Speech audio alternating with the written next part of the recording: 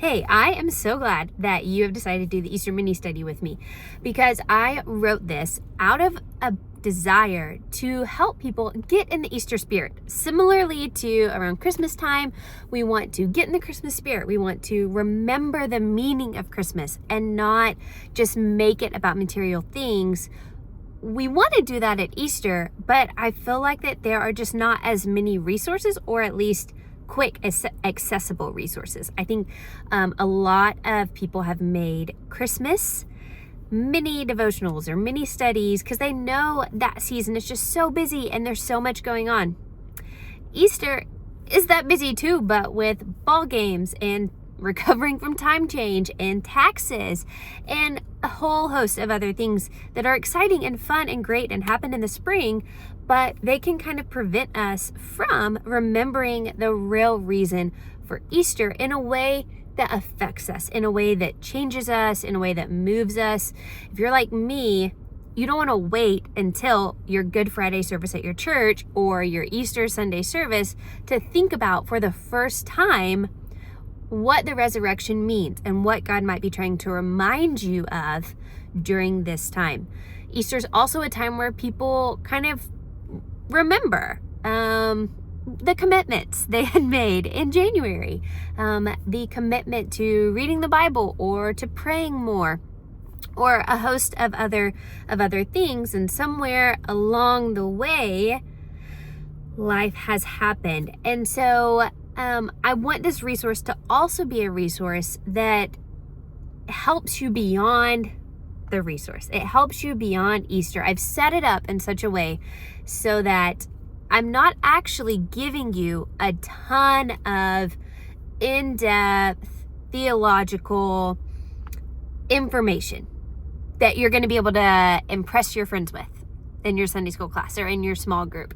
You're not going to walk away from this with a lot of, well, did you know scientifically this is what happened when Jesus died on the cross?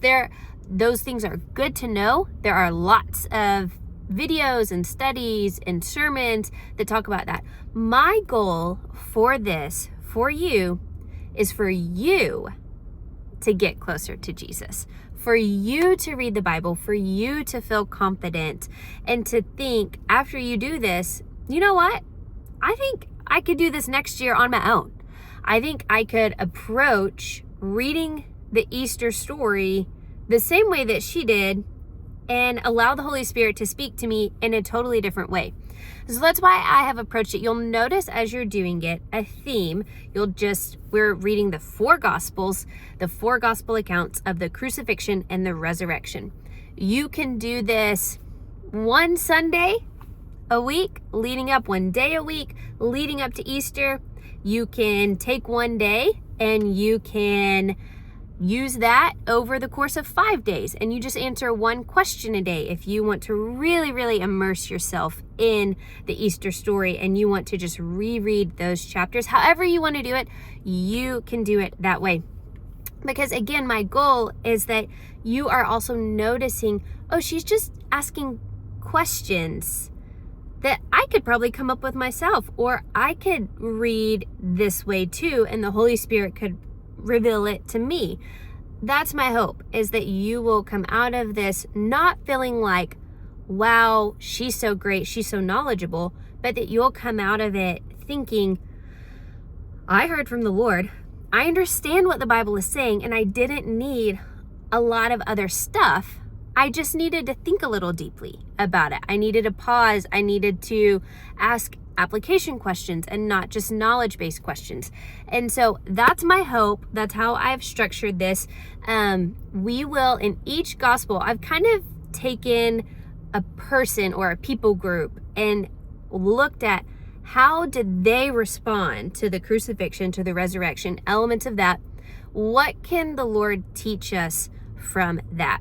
It's not a hard fast that happened in every single question every time, but that's the loose theme of what you're going to see as you walk through each of the four gospels. I hope and I pray that it is very helpful and very fruitful, and that at the other end of it, you are just more in love with Jesus and you want to be more like him than you ever have before. I hope you have a great study and a great Easter.